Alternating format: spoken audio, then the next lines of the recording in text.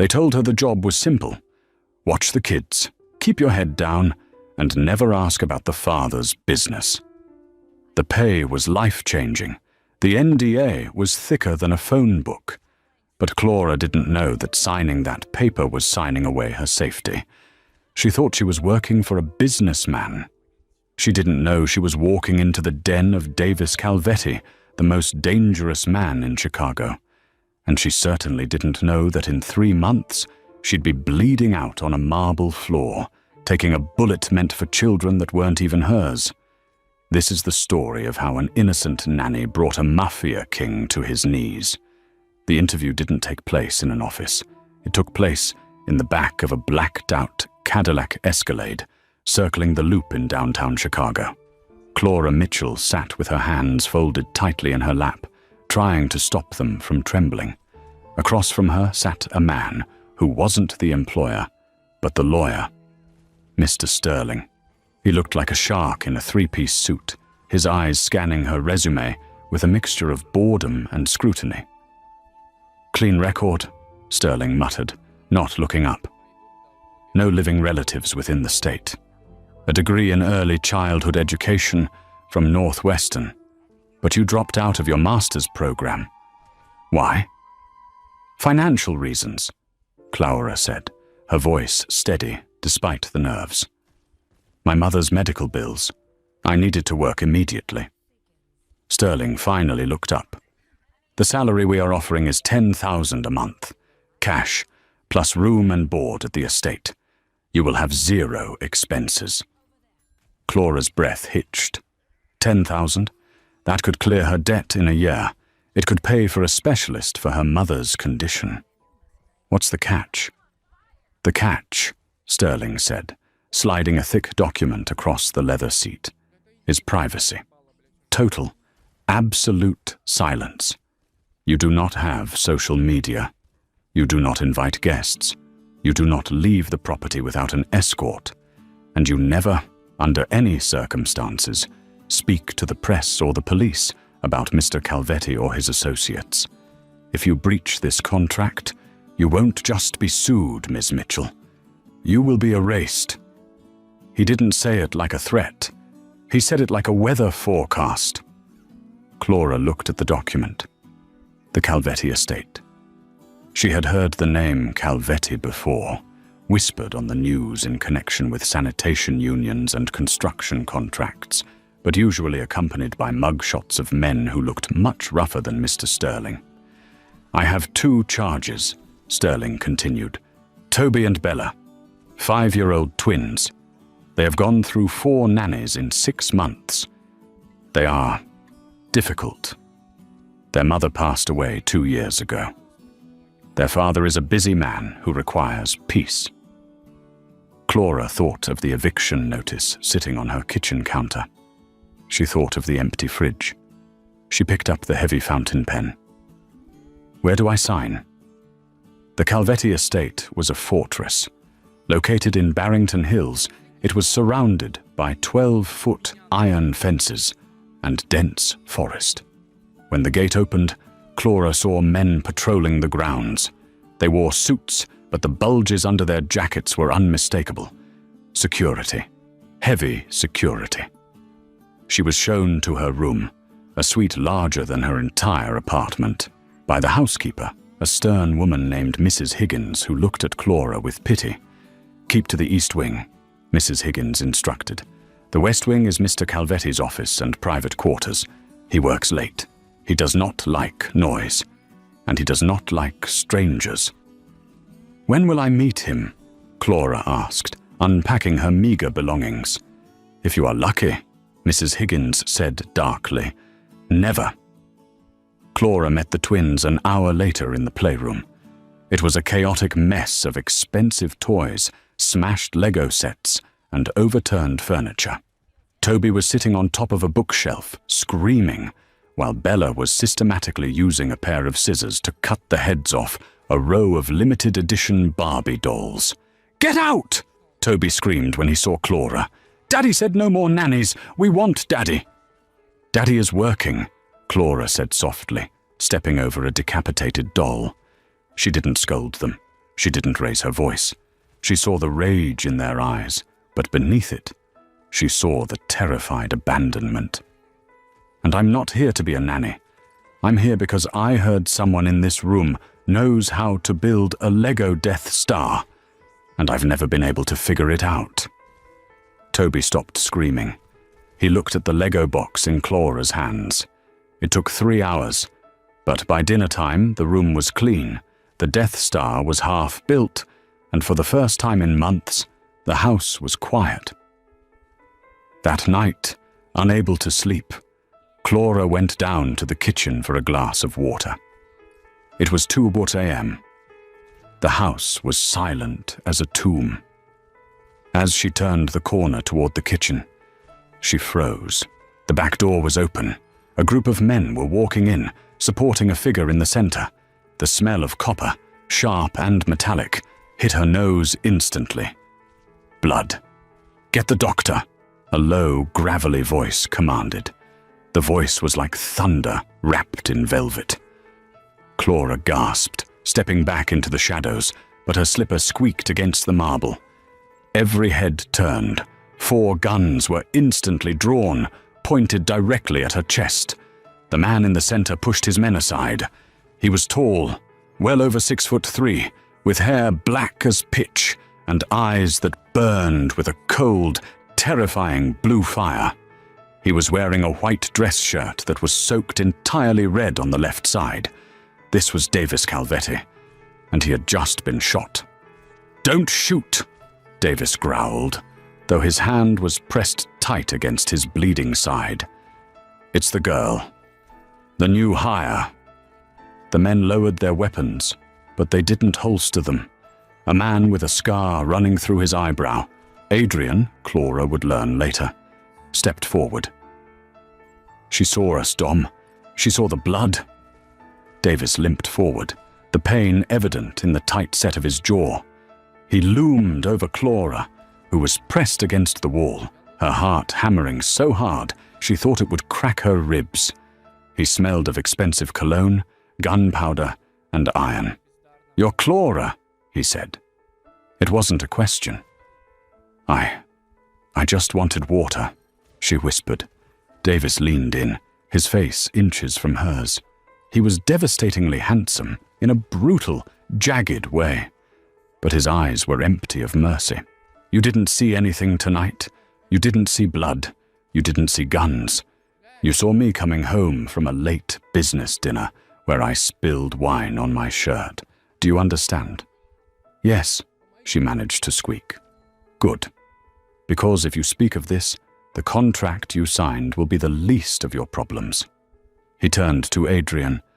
"Get her out of here, and get the doctor." For the next 2 weeks, Clara lived on a knife's edge. She realized quickly that Davis Calvetti wasn't just a businessman. He was the Don of the Chicago outfit.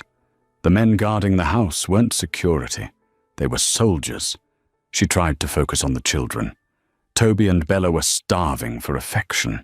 Davis was a ghost to them, a terrifying figure who appeared only to give orders or check security protocols. One Tuesday afternoon, Clara was in the garden with the twins. They were playing hide-and-seek in the hedge maze. It was a rare moment of sunshine and laughter. Suddenly, a black SUV screeched to a halt at the main gate. The guards at the perimeter tensed, rifles raised. Clara's instinct kicked in. She didn't wait to see who it was. "Game over!" she shouted, her voice changing from playful to commanding. "Toby, Bella, inside! Now, run!" The kids, sensing her fear, sprinted toward the back door. Clara ran behind them, her arms spread wide as if she could shield them with her slender frame. She ushered them into the mudroom and locked the door just as Davis stormed out of his office, a pistol in his hand. He looked out the window, saw the SUV turn around and speed off, and then turned his fury on Clara. "Who told you to bring them inside?" he roared. "I saw a car," Clara said, breathless, checking the kids for injuries. "It was moving too fast. It didn't look right." Davis stared at her. He lowered the gun. The SUV had been a probe, a rival family testing the response time of his guards. Most civilians would have frozen or stared. Clara had identified a threat and secured the targets, his children, in under 10 seconds. "You have good instincts," Davis said, his voice losing its edge. "I grew up in a bad neighborhood, Mr. Calvetti," Clara said, smoothing Bella's hair. "I know what a drive-by looks like before it happens." For the first time, Davis looked at her not as a liability, but as a person. He looked at how Bella was clinging to Clara's leg, burying her face in Clara's jeans. Bella never touched anyone. "Dinner," Davis said abruptly. "Tonight. You'll eat with us. The children need to see their father, apparently." Dinner was an awkward affair. The dining table was long enough to seat 20, but only 4 of them sat at one end. Davis ate in silence, his phone buzzing constantly next to his plate. "Daddy," Toby said, holding up a drawing. "Clara helped me draw a tiger." Davis glanced at the paper. "It's good. Eat your vegetables." "It's a Siberian tiger," Toby pressed, desperate for attention. "Clara says they are the strongest." "Clara knows a lot about tigers?" Davis asked, his eyes flicking to her. "I read a lot," Clara said, cutting Bella's steak. "Mr. Calvetti, Toby has a recital at his school on Friday. He's playing the triangle. It's a small part, but he's practiced for weeks." Davis sighed, rubbing his temples. "I have meetings on Friday. Adrian will take them." "He doesn't want Adrian," Clara said, her voice dropping, risking everything. "He wants you." The air in the room froze. The guard standing by the door shifted uncomfortably. No one spoke to Davis Calvetti like that. Davis slowly put down his fork. He looked at Clara. "Do you know who I am, Miss Mitchell? Do you know what I do to keep this food on this table?" "I know you are a father," Clara shot back, her hands shaking under the table but her eyes locked on his. "And right now, that is the only job title that matters in this room." Davis stared at her for a long, agonizing minute. The twins held their breath. "Friday," Davis said, picking up his wine glass. 2:00 p.m., put it on my calendar." Toby's face lit up like a Christmas tree. Clara let out a breath she didn't know she was holding. Later that night, Adrian cornered Clara in the hallway. Adrian was Davis's second-in-command. He was charming, handsome in a slick way, but something about him made Clara's skin crawl. "You're playing a dangerous game, Angel," Adrian whispered, blocking her path. "Dom isn't a puppy you can train. You push him too far, he bites." "I'm just doing my job, Adrian," Clara said, trying to step around him. "Are you?" Adrian smiled, a smile that didn't reach his eyes. "Because it looks like you're playing house. Just remember, empires fall from the inside. Don't get too comfortable." Clara didn't know it then, but Adrian wasn't warning her. He was threatening her.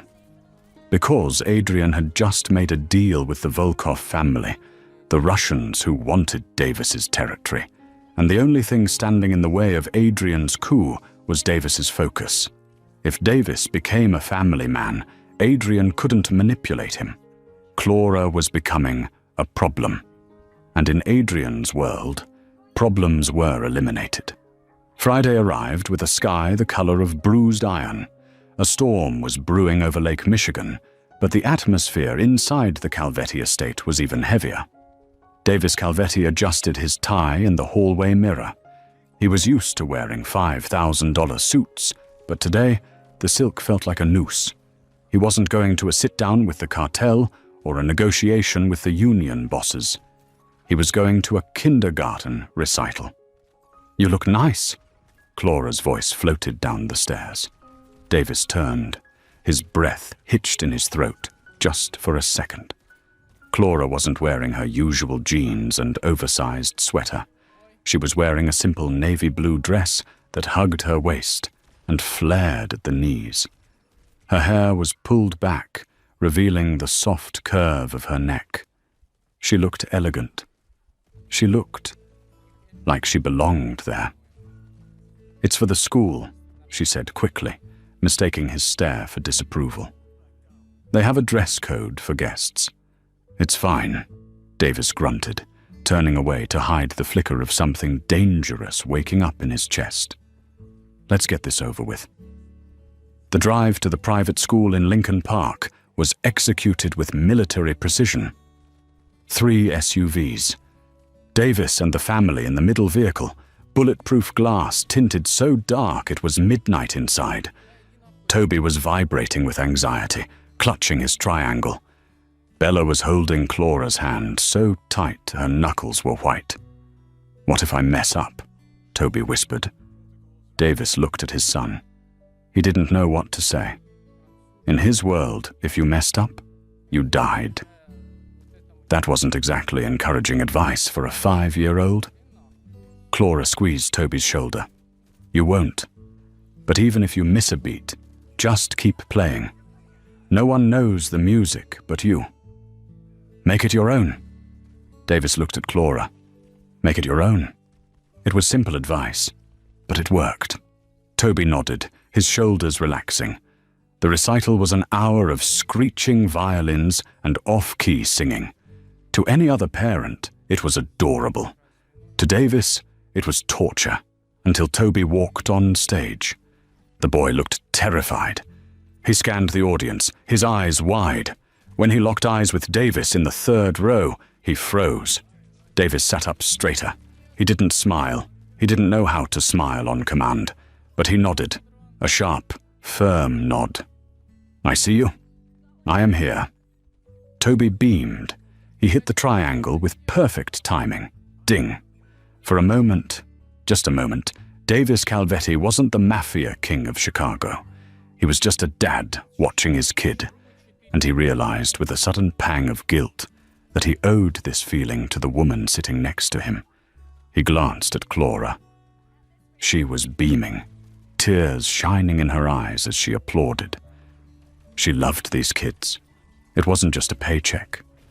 It was real. As the curtain fell, Davis leaned close to her ear. "Thank you," he murmured, his voice low and vibrating against her skin. Clara turned, startled by the proximity. Their faces were inches apart. The electric tension between them was sudden and undeniable. "Mr. Calvetti, Davis," he corrected. "When we aren't at the house, call me Davis." Before Clara could answer, Adrian appeared at the end of the aisle. He wasn't clapping. He was holding his earpiece, his face pale. He signaled to Davis. "We have a problem." Davis's demeanor shifted instantly. The father vanished. The dawn returned. The warmth left his eyes, replaced by glacial ice. "We're leaving," Davis whispered to Clara. "Now. Get the kids. Don't run, but walk fast." "What is it?" Clara asked, sensing the shift. "We've been compromised." The parking lot was chaos. Parents were milling about, hugging their children, taking photos. It was the worst possible environment for a security extraction. Too many civilians. Too many blind spots. "Into the car. Now," Davis ordered, opening the rear door of the middle SUV. Clara ushered Toby and Bella inside. "Get in. Buckle up. Heads down," she instructed calmly, though her heart was hammering against her ribs. Davis was scanning the perimeter. He saw a grey van parked 2 rows over. The windows were down. A glint of metal flashed in the afternoon sun. "Get down," Davis roared. The air shattered. Rat-tat-tat-tat-tat. Automatic gunfire erupted across the parking lot. Glass exploded. Parents screamed. The windshield of the lead SUV shattered. "Ambush!" Adrian screamed, returning fire from behind a parked sedan. Davis didn't dive for cover. He drew his weapon, a custom .45, and stood his ground, firing methodically at the van. He was a statue of violence, drawing the fire away from his children. But there were 2 teams. While Davis engaged the van, a motorcycle roared out from between two school buses behind them. The rider leveled a submachine gun directly at the open rear door of the SUV, where the children were screaming. Clara saw him. Davis was too far away. The guards were pinned down. Time seemed to slow down into a thick, honey-like sludge. Clara looked at Toby and Bella, huddled together on the leather seat. She looked at the black barrel of the gun. She looked at Davis, who was turning too slowly, horror dawning on his face. She didn't think. She didn't calculate the contract or the salary. She just moved. Clara threw herself across the back seat, covering both children with her body, shielding them like a human blanket. Bang! Bang! Bang! 3 shots rang out, louder than the rest. Clara felt a sledgehammer hit her back. The force slammed her against the leather seat. The pain wasn't immediate. It was just a sudden, cold shock, followed by a burning fire that spread through her chest. "Clara!" Toby screamed. Davis turned just in time to see the motorcycle speed off. He saw Clara slumped over his children. He saw the crimson stain rapidly expanding across the back of her navy blue dress. A roar ripped from Davis's throat, a sound so primal and terrifying that even his own men flinched. He sprinted to the car, ripping the door open. "Daddy, she's not waking up!" Bella was sobbing, her hands covered in red. Davis pulled Clara out of the car, laying her gently on the asphalt. Her face was pale, her lips turning blue.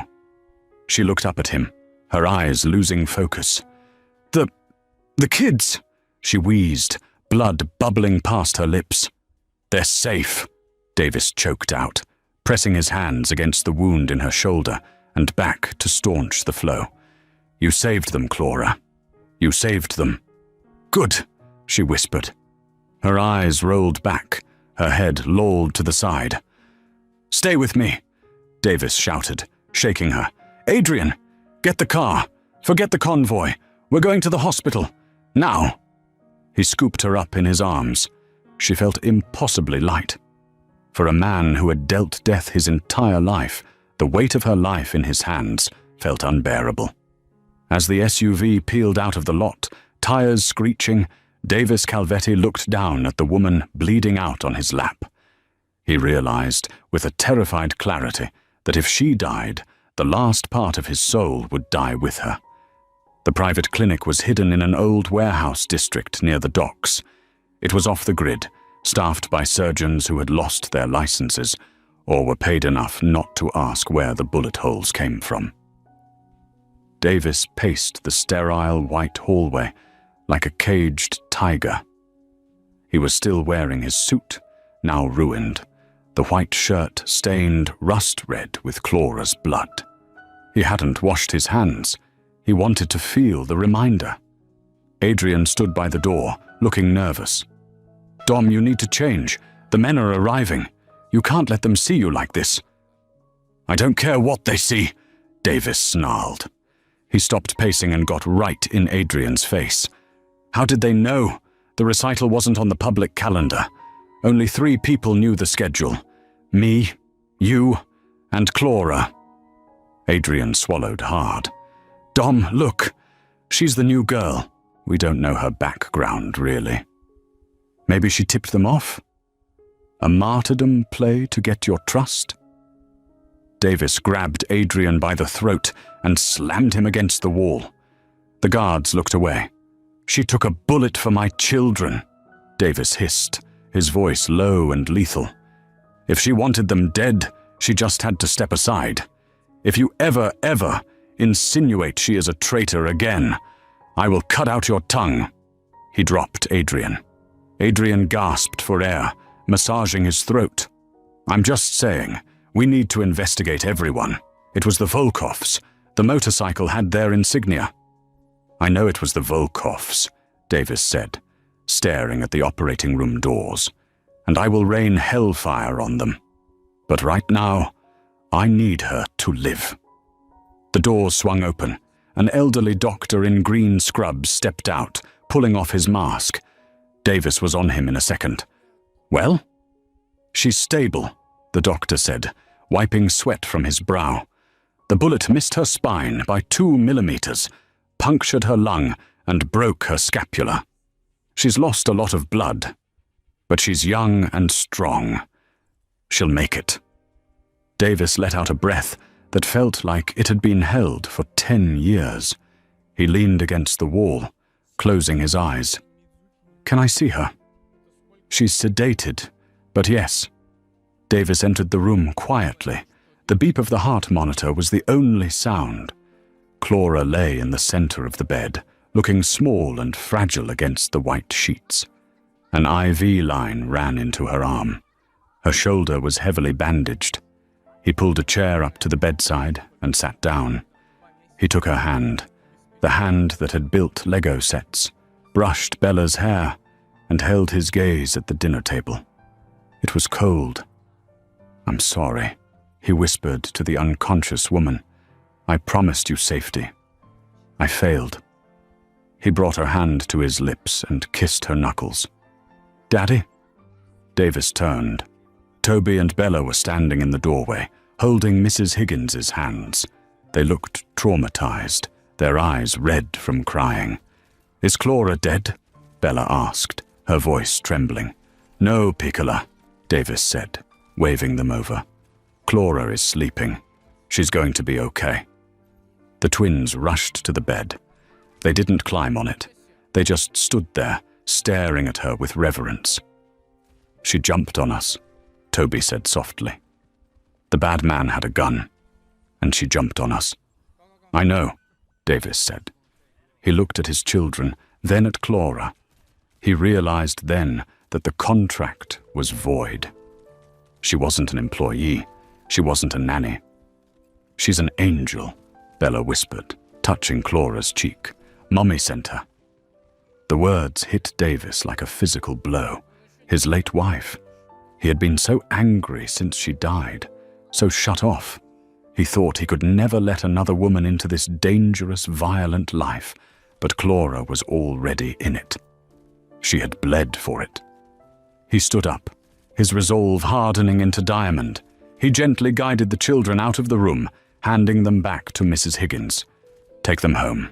Lock the estate down. No one in, no one out. Where are you going, sir? Mrs. Higgins asked. Davis walked back to the room, looked at Clara one last time, and then turned toward the exit. His eyes were no longer blue fire. They were black voids of vengeance. I'm going to kill everyone who had a part in this, Davis said calmly. And then I'm going to find the rat in my organization who sold us out. As he walked down the hallway, Adrian watched him go. Adrian's hand went into his pocket, his fingers brushing against his burner phone. He needed to make a call. The hit had failed. Davis was alive. The girl was alive. And the devil was coming for them all. Chicago burned that night. Not literally, but the underworld felt the heat. Davis Calvetti did not go home to change. He did not eat. He did not sleep. He went to the Volkov Grand Operations Center, a shipping yard on the south side. He didn't take an army. He took 4 of his best men, including a terrifying enforcer named Luca, who never spoke. They kicked down the doors of the main office. The Russians were counting money, stacks of cash wrapped in rubber bands. They scrambled for their weapons, but they were too slow. Davis moved through the room like a grim reaper. 2 shots, 2 bodies. He didn't seek cover. He walked forward with the terrifying inevitability of a natural disaster. He cornered the Volkov underboss, a man named Yuri, in the back office. Yuri was frantically trying to climb out a window. Davis grabbed him by the belt and threw him across the room. Yuri crashed into a glass display case, shattering it. Who gave you the schedule? Davis asked. His voice wasn't a shout. It was a whisper, which made it infinitely scarier. I don't know, Yuri screamed, blood pouring from his nose.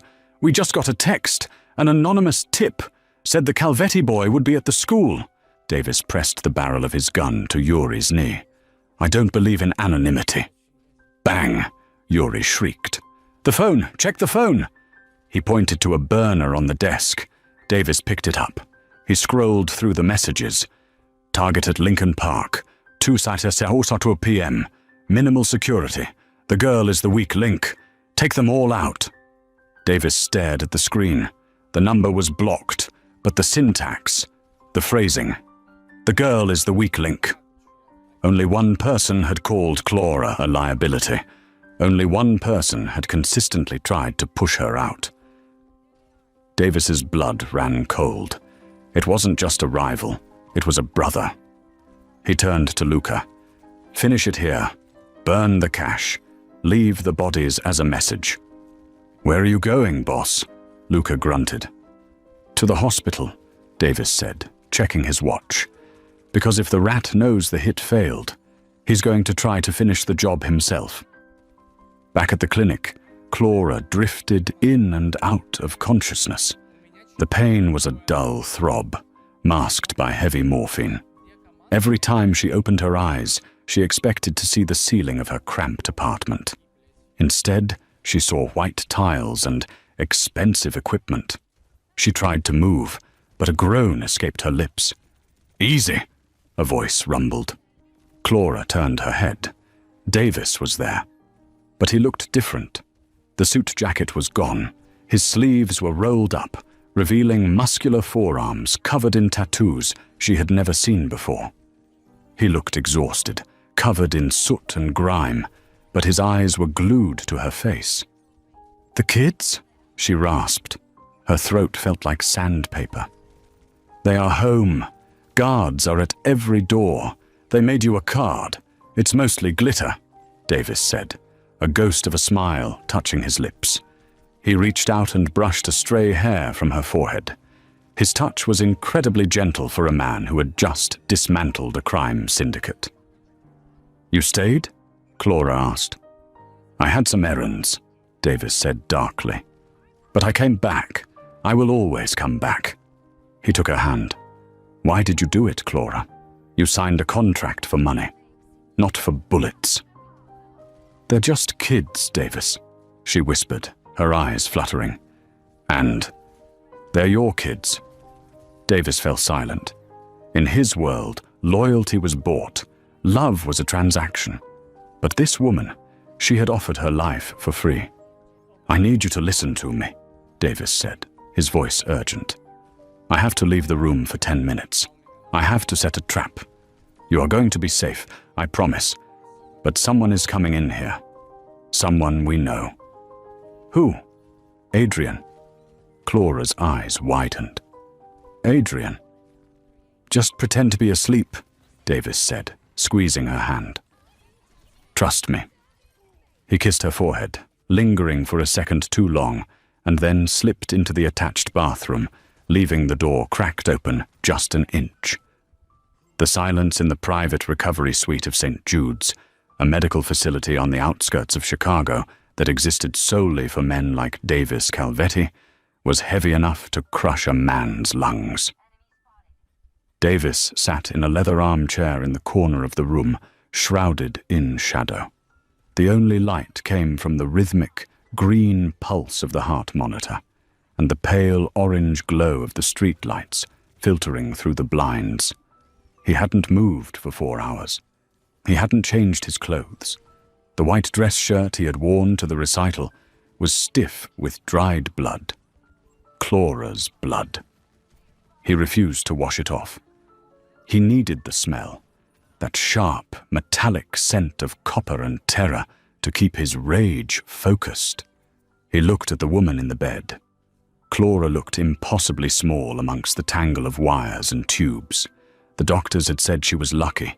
The bullet had shattered her scapula and collapsed her left lung, but it had missed the major arteries.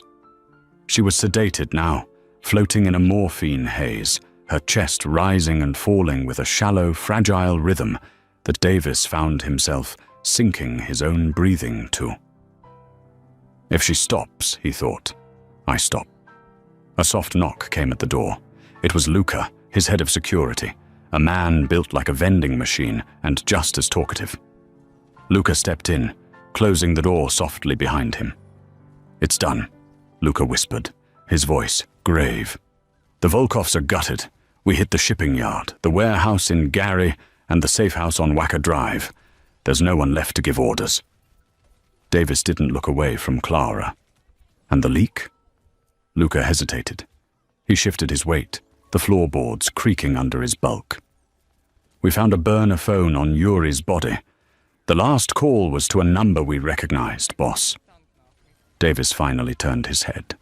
His eyes were red-rimmed, burning with a cold, blue fire. "Say it." "It was Adrian." Davis closed his eyes. He didn't scream. He didn't flip the table. He felt a sickening sense of inevitability. Adrian wasn't just his underboss. He was his cousin.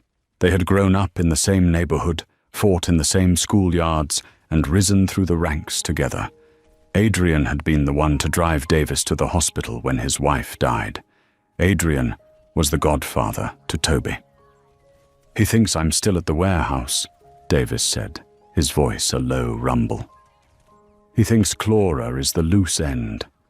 He told me earlier that she was a liability. He said if she died, I'd get my focus back." "He's on his way here," Luca said. He called the front desk, checked if visitors were allowed. "He's coming to finish it." Davis stood up. The movement was stiff, his joints locking from hours of stillness. He walked over to the bedside table and picked up his heavy, custom-made 1911 pistol. He checked the chamber. A round was loaded. He clicked the safety on and placed it on the table, right next to a vase of wilting lilies. "Clear the floor," Davis ordered. "Remove the guards from the door. Turn off the security cameras in this hallway. I want this place to look abandoned." "Boss," Luca warned. "If he comes in armed, he won't come in shooting," Davis corrected. "Adrian is a coward. He likes things clean. He'll want to make it look like a medical complication, a failed heart, a clot." Davis looked down at Clara, brushing a stray lock of hair from her forehead with a trembling finger. "Go, wait in the stairwell. Do not come in until I call you." Luca nodded once and vanished. Davis looked at the bathroom door. It was a small ensuite, dark and cramped. He stepped inside, leaving the door cracked open just an inch, enough to see the bed, enough to see the IV drip, enough to see the devil when he walked in. Then he waited. 20 minutes later, the elevator dinged down the hall. The sound was faint, but in the silence of the ward, it sounded like a gunshot. Footsteps followed, soft, purposeful strides on the linoleum floor. They weren't the heavy boots of a soldier. They were the expensive Italian loafers of a man who thought he owned the world. The door handle to room 402 turned slowly. Davis held his breath in the darkness of the bathroom. Through the crack, he watched the sliver of light from the hallway widen as the door opened. Adrian stepped inside. He looked immaculate. He was wearing a charcoal grey suit, his hair perfectly coiffed. He held a bouquet of flowers in one hand, a grotesque prop for the murder he was about to commit. He closed the door gently, engaging the lock with a soft click. Adrian stood at the foot of the bed for a long moment, just watching Clara. He tossed the flowers onto the visitor chair with a careless flick of his wrist. "You really are a pretty thing," Adrian whispered to the unconscious woman. His voice was smooth, lacking any tremor of guilt. "It's a shame, really. I liked you. But you just had to play hero." He walked to the side of the bed. He reached into his jacket pocket and pulled out a small glass vial and a syringe. He held it up to the light, tapping the side to remove air bubbles.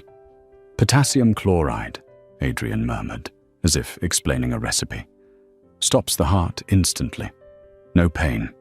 They'll call it cardiac arrest from the trauma. Davis will cry, we'll bury you, and then we get back to business." Adrian sighed, a sound of genuine frustration. "You see, Clara, you broke him. He's weak when you're around. He's talking about recitals, and dinners. Men like us, we don't get dinners. We get power. And I can't let him throw away the empire for a babysitter. He reached for the IV port on Clara's arm. He didn't throw it away, a voice said from the darkness. He grew up. Adrian froze. The syringe hovered inches from the plastic tube. Davis kicked the bathroom door open. It slammed against the wall with a deafening bang. Adrian spun around, dropping the syringe. It clattered to the floor, rolling under the bed. His face went pale, his eyes darting to the door, then to Davis. "Dom!" Adrian stammered, his hands flying up in a surrender gesture. "Dom, Jesus! You scared me. I was bringing flowers." "Cut the act," Davis said. He didn't yell. He walked forward slowly, step by step, forcing Adrian to back up until he hit the window ledge. "I heard you, Adrian. I heard every word." Adrian's mask crumbled. The panic in his eyes was replaced by a desperate, cornered malice. "You weren't supposed to be here. You were supposed to be killing Russians." "I did," Davis said calmly. "I killed them all. Yuri told me about the text message before he died. He told me about the inside man who wanted the throne." "I did it for us," Adrian shouted, his voice cracking. "For the family. You've gone soft, Davis. Look at you. You're sitting in a hospital crying over the help while the Volkovs are encroaching on our territory. I made a deal to save the Calvetti name. You ordered a hit on a car containing my children," Davis roared. The sudden volume made Adrian flinch. "You didn't care if Toby or Bella took a bullet, did you? As long as Clara died." "Collateral damage?" Adrian spat. "The kids weren't the target. But if they got hurt, well, tragedy builds character, doesn't it? It would have made you ruthless again." The air in the room seemed to drop 10 degrees. Davis stared at his cousin, seeing him truly for the first time. He didn't see a partner. He saw a disease. "Ruthless," Davis repeated softly. He lunged. It wasn't a fight. It was a dismantling. Davis grabbed Adrian by the lapels of his expensive suit and slammed him into the wall so hard the plaster cracked. Adrian tried to gouge Davis's eyes, but Davis caught his wrist and twisted it. A sickening snap echoed through the room. Adrian screamed, his knees buckling, but Davis held him up. "You want ruthless?" Davis hissed, his face inches from Adrian's. "Ruthless is what I'm going to do to you." He threw Adrian across the room. Adrian crashed into the medical cart, sending trays and instruments clattering everywhere. He scrambled on the floor, trying to reach for the gun Davis had left on the table. The bait. Adrian grabbed the 1911, spinning around on his knees, aiming at Davis. "Die, just die." He pulled the trigger. Click. Adrian pulled it again. Click, click. He looked at the gun in horror. "I took the firing pin out," Davis said, standing over him like a monolith of judgment. "You really think I'd leave a loaded weapon within your reach? I'm not sloppy, Adrian. You are." Davis kicked the gun out of Adrian's hand. He grabbed Adrian by the throat, lifting him off the ground, squeezing until Adrian's face turned purple, his feet kicking uselessly at the air. "Please," Adrian choked out. "Family." "Clara is family," Davis whispered. "You are nothing." Davis threw him to the floor. The door opened, and Luca stepped in, flanked by 2 other guards. They looked at the broken man on the floor with zero sympathy. "Get him out of here," Davis ordered, turning his back on his cousin. "Take him to the basement of the warehouse. I'll deal with him when she wakes up." "Dom! Davis!" Adrian screamed as he was dragged out. "You can't do this! I'm your blood!"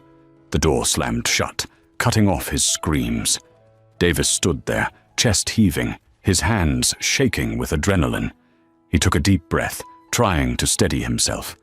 He walked back to the sink in the corner and washed his hands again, scrubbing until his skin was raw. When he turned back, he saw a pair of eyes watching him. Clara was awake. "How much? Did you hear?" Davis asked, his voice hoarse. Clara blinked slowly. She looked groggy, pain etched into the corners of her eyes, but her gaze was lucid. She tried to speak, but her throat was dry. Davis quickly poured a cup of water and held the straw to her lips. She drank greedily. "Enough," she whispered finally. "He wanted to inject me. He wanted to take you away from me," Davis said, sitting on the edge of the bed. "He failed." Clara looked at his hands. They were clean now, but she knew what they were capable of. She had seen the violence in his eyes just moments ago. It should have terrified her. She was a nanny from the suburbs. She built Lego castles and made peanut butter sandwiches. She shouldn't be in a room with a man who had just sentenced his cousin to death. But then she looked at his face. She saw the exhaustion. She saw the terror, not of Adrian, but of losing her. "The children?" she asked. "Safe," Davis promised. "They are at the estate. Mrs. Higgins is guarding them with a shotgun. I'm not joking." A weak smile tugged at Clara's lips. "She always did scare me." The room fell silent again. Davis picked up her hand, tracing the veins on the back of her wrist. "I have to ask you something," Davis said, his voice low. "And I need you to answer honestly. No contracts, no employee obligations." Clara squeezed his hand weakly. "Okay. Why did you do it?" Davis looked into her eyes, searching for the truth. "You could have stayed down. You could have covered your head. Why did you cover them?" "I don't know," Clara admitted softly. "I didn't think. I saw the gun and I knew I couldn't let them get hurt. I love them, Davis. I know I'm just the nanny, but I love them." "You're not just the nanny," Davis said fiercely. "Not anymore." He leaned in closer. "I'm going to give you a choice, Clara. When you heal, you can leave. I will give you $5 million. I will set you up in Italy, France, wherever you want. You will never have to work again. You will be safe, far away from me, and far away from this life." Clara watched him. "And the other option?" "You stay," Davis said. The word seemed hard for him to get out. "You stay here, with me, with the kids. But if you stay, you need to know what you're signing up for. This life, it's war. There will be other Adrians. There will be other threats. I will protect you with my last breath, but I cannot promise peace." Clara looked at the ceiling, then back at Davis. She thought about her lonely apartment. She thought about the debt collectors. Then she thought about Toby's laugh. She thought about Bella's hugs. And she thought about this man, this dangerous, broken, beautiful man who looked at her as if she were the only light in a dark universe. $5 million is a lot of money, Clara mused. Davis's face fell slightly. He began to pull his hand away. "I understand. I'll have the lawyers draft the—" Clara tightened her grip on his hand. "I'm not finished." She looked him dead in the eye. "I don't want the money. I want the risk." Davis froze. "Clara, I can't go back to a normal life, Davis," she whispered. "Not after this. And I can't imagine waking up in a world where I don't see those kids every day. Or you." She reached up with her good arm and touched his cheek. His stubble was rough against her palm. "I'm staying," she said. "But we are renegotiating the contract." Davis let out a breath that sounded like a sob. He turned his face into her palm and kissed it. "Name your terms." "No more secrets," she said. "If there's a threat, you tell me. If you're bleeding, you show me. We do this together. Or not at all." Davis nodded, his forehead resting against hers. "Together. I swear it." 6 months later. The Calvetti estate had changed. The 12-foot iron fences were still there, and the guards still patrolled the perimeter, but the atmosphere inside the walls was transformed. The garden, once manicured and sterile, was now dotted with colorful toys. A swing set had been installed near the fountain. It was a crisp autumn's day. The trees were blazing with gold and crimson leaves. In the master bedroom, Clara stood before a full-length mirror. The dress was a masterpiece of lace and silk, fitted to perfection.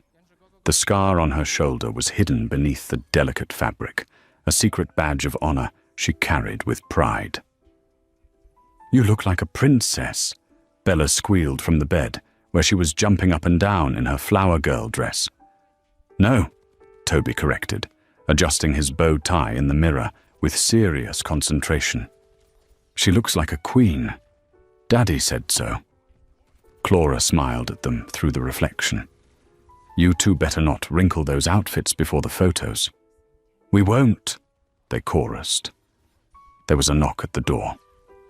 Mrs. Higgins poked her head in, her usual stern expression softened by a genuine smile. "It's time, dear. The guests are seated." "Is he nervous?" Clara asked. Mrs. Higgins chuckled. "He's been pacing the altar for 20 minutes. I think he's terrified you're going to climb out the window." Clara turned, picking up her bouquet of white roses. "He should know by now. I don't run." The ceremony was held in the back garden, overlooking the lake. It wasn't a massive affair with politicians and judges. It was intimate. The men standing guard were the ones who had bled with Davis. The guests were the few people in Chicago who could be trusted. As Clara stepped onto the aisle, the string quartet began to play. The crowd stood. Davis was waiting under an arch of white orchids. When he saw her, his composure broke. This man, who had stared down barrels of guns and ordered the deaths of enemies without blinking, had tears in his eyes. He looked different than the man she had met in the interview. The darkness was still there. It would always be part of him. But it was no longer consuming him. It was a shield now, not a cage. Clara reached the altar. Davis took her hands. His grip was warm and solid. "You came," he whispered, as if he still couldn't believe it. "I told you." Clara smiled, her thumb brushing his knuckles. "I had to make sure you were following the new contract terms." The priest began the service, speaking of love, sacrifice, and loyalty. But neither Davis nor Clara needed the sermon. They had already lived the vows. They had sworn them in a parking lot under fire, in a hospital room covered in blood, and in the quiet moments of healing that followed. "Do you, Davis?" the priest asked. "Take this woman to be your lawfully wedded wife?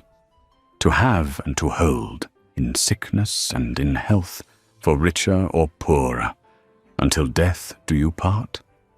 Davis looked at Clara. He thought of the bullet she took. He thought of the night in the hospital. He thought of Adrian and the Volkovs and the peace he had finally secured for his family. "I do," Davis said, "and I will, every day." "And do you, Clara?" Clara looked at the twins, who were watching with wide, happy eyes from the front row. She looked at Davis, her partner, her protector, her love. "I do," she said, her voice clear and strong. "Then by the power vested in me," the priest smiled, "I pronounce you husband and wife. You may kiss the bride." Davis didn't hesitate. He pulled her close, dipping her slightly, and kissed her with a passion that made the guards whistle and Mrs. Higgins blush. As they broke the kiss, breathless and laughing, Davis rested his forehead against hers. "I love you, Mrs. Calvetti," he murmured. "I love you too, boss," she whispered back. They turned to face the crowd, hands clasped tight.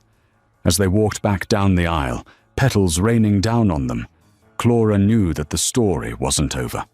There would be challenges, There would be enemies. But as she looked at the man beside her and the children running ahead of them, she knew one thing for certain. They were untouchable. From a terrified nanny to the queen of the Chicago underworld, Clara didn't just survive the Calvetti family. She saved it. She proved that sometimes the strongest armor isn't a bulletproof vest, but the courage to love what others fear. Davis thought he hired an employee, but he found the one person willing to bleed for his heart. What did you think of Davis's revenge? Did Adrian get what he deserved? Let me know in the comments below. If you enjoyed this story of danger, betrayal, and romance, please hit that like button. It really helps the channel. And don't forget to subscribe and ring the bell so you never miss a new story. We have a dark romance involving a runaway princess and a cartel leader coming up next week that you won't want to miss. Thanks for watching.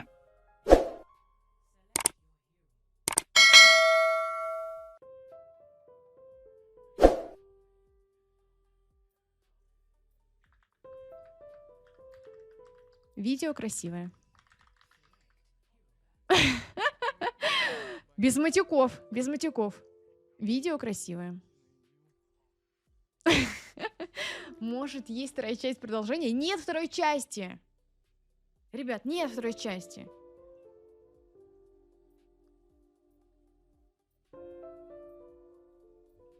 Вот что в комментах пишут. Там должно быть другое слово. Типа не обманули, ты в двоихимо запишешь. Нет, я пишу в видосе. За дизлайк нужно бесительно писать? Надеюсь, нет. А, ну то, что я пишу, ну хочется мне оставить отзыв. Чисто грязную разницу в количестве кислорода в воздухе, грязно в шахтах или каких-то газовых морях. Ладно. Вот так вот были люди, которые пишут такие комментарии. Кстати, это мой первый комментарий будет. Фотостудия ничего не ответила. Ребят. Спретик Хатори, спасибо большое. Зубы у бабушки белые. Как твои дела? Ну ладно, не буду ничего писать. Ладно, и дизлайк беру, ладно. Ладно, я просто напишу. Я просто ставлю отзыв. Я ждала схождения на Эверест, а меня жестко обманули. Дизлайк, ладно, не буду ставить.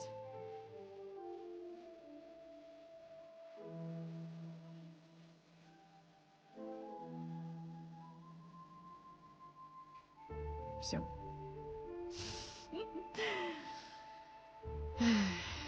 Серджока, привет. Нет, ну мы разве не расстроены? Мы, значит, смотрим, как он говорит, я выжил, добравшись до Эвереста, но он даже не добрался туда.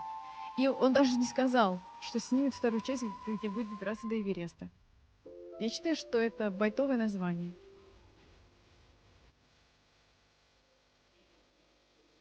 Твоя претензия легитимна. Где вершина? Да. Где вершина? Вершина есть, а его на вершине нет. Выжил же, не набрал. Он нас всех обманул. Жестко.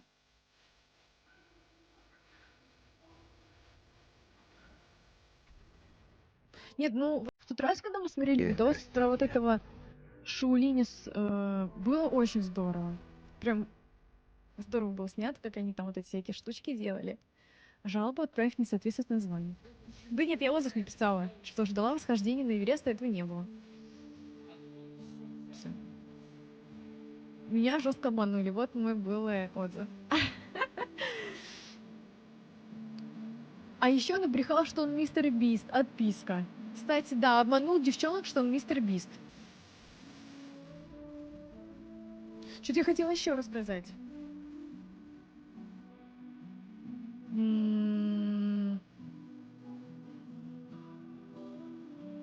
Ребят, я не помню.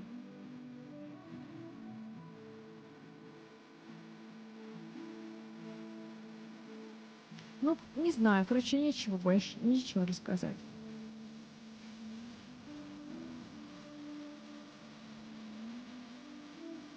Воздухан обыкновенный. Ребят, расскажите что-нибудь веселое.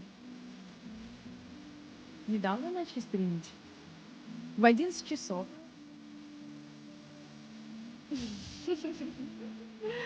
Рыбка Дори. Да нет, нет. Да нет, ребят. Сейчас весело расскажу. Давайте. Давайте, расскажите что-нибудь веселенькое. Мы сегодня без кино. Смотрите, время 13:48. Но если хотите, посмотрим какое-нибудь кино. Время 13:40. Ой, 12:48. 13:48, 14. Надо какое-нибудь найти на 1,5 часа, потому что в 15:10 надо быть у врача. Получается, надо где-то в 14:30, 14, ну, 14:30 закончить желательно. Все часы спешат. Спешат? Почему? У вас что, 12:48? У меня 12:49. Вот. Чтобы собраться и не опоздать. Надеюсь, на Луку что-нибудь веселое пишет.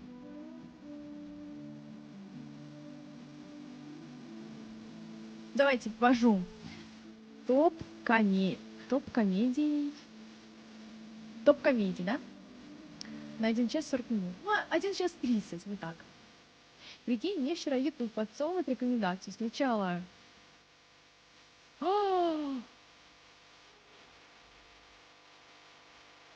Ужас какой. Ну, это вообще не смешно. Ну, вообще, это вообще не смешно. И, ребята, даже не буду прозвучать. Если хотите, можете зайти, найти и прочитать. Это вообще ужас. И это видео на Ютубе. Жесть. Я не успею посмотреть, скоро на работу нужно. Чем занимаетесь, Севчика? Маковый рулет, 500 грамм. И вот тесто это забило мне чопик. А что такое чопик? Да так, что со слезами на глазах готов был звонить в прокуратуру. Не понимаю. Что такое чопик? В каком чате написано? На Кике. Там люди пишут, первый раз пожалел, когда мое любопытство взяло верх, и я пожалел. Ну-ка, ты смотрела первую серию «Черного зеркала»? Не смотри. Ну-ка, ты где? Пришли сюда. Почему я ввожу топ рекомендаций комедий, и мне предлагают «Собачья жизнь»?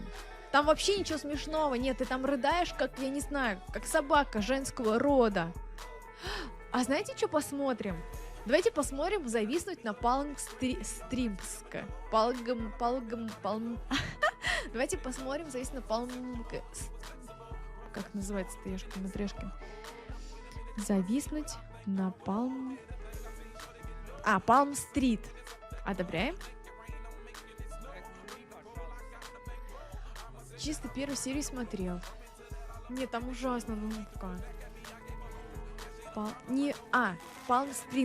Палм-Спрингс. Бездельник и сестра невесты зависнули на праздничном сурка, покоривший критиков. Все, смотрим. Собачья жизнь, фильм, трагикомедия. Мне там вообще смешно не было. Ничего смешного там вообще нет. Одна трагедия. А ты смотрела его? Нет, не смотрела. Буду смотреть первый раз. Там есть какие-то там тайм-моменты? Лоу. А вы смотрели? 18+. Блин, надеюсь, сейчас проверим запретки. Веселая, крутая сатира. Не знаю, ничего веселого и крутого не вижу там. В первой серии. Самая ужасная серия. Одна есть? Нет, не одна. Ягодицы, тату, снова. Тайминги проходят для продолжительности. Голая мужская попа. Тату члена. Угу. Сейчас я быстро проверю на плеере. Рейтинг хороший, 7,3. «Черное зеркало» сама по себе как комедия. Ну, я бы не сказала, на самом деле. Для меня это больше что-то такое, типа триллер, напряженное, извращенческое. Я не припомню в «Черном зеркале» смешную серию. Если что, я смотрела все сезоны и все серии «Черного зеркала». Такое, кстати, необычно. Ребята, а что необычно? Это орган человека, член. Что тут такого? Это даже не тату, а наколка. Но в любом случае, типа, нельзя такое показывать на Твиче. Типа, сексуальный контент. И вот эти всякие игрушки дилда тоже это нельзя показать. Если есть в кадре. Так, сейчас я быстро. 29:54.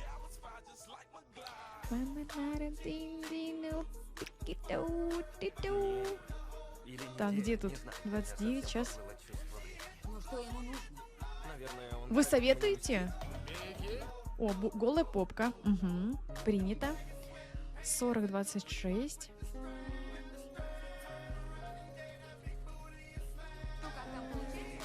Ага.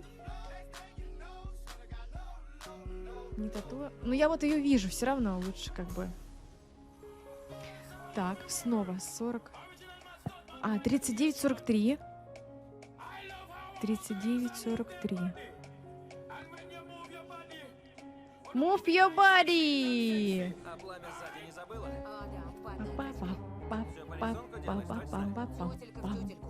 Тебе понравится. Ага. Так. Ну все, я выявила запретки. Че, пойдемте смотреть? Есть этот фильм в переводе Гоблина. Ну, не знаю, что-то не хочется в переводе Гоблина смотреть. Я никогда не смотрела, не хочется. Не хочется как-то первый раз пробовать на стриме.